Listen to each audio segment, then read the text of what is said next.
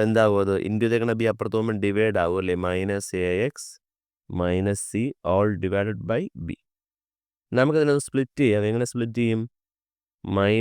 -ax/b എന്നും -c/b എന്നും നമുക്ക് എന്ത് ചെയ്യാം? അങ്ങനെ സ്പ്ലിറ്റ് ചെയ്യാം.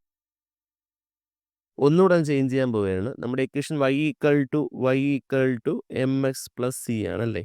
അപ്പോൾ ആ ഒരു സ്ട്രക്ചറിലോട്ട് കൊണ്ടുവരാൻ വേണ്ടിയിട്ട് y = എക്സിനെ അങ്ങനെ വെച്ചിട്ട് -a/b ഒരുമിച്ച് എഴുതണം. -a/b into X. ഇവിടെ പ്ലസ് ഉണ്ടല്ലേ. പ്ലസിനെ അതുപോലെ ഇട്ടിട്ട് ഇതിനെ എന്താണ് ഒറ്റ ഒറ്റ ഗ്രൂപ്പ് ആക്കിയാണ് -c/b എന്ന് എഴുതി. എന്തെങ്കിലും പ്രശ്നമുണ്ടോ?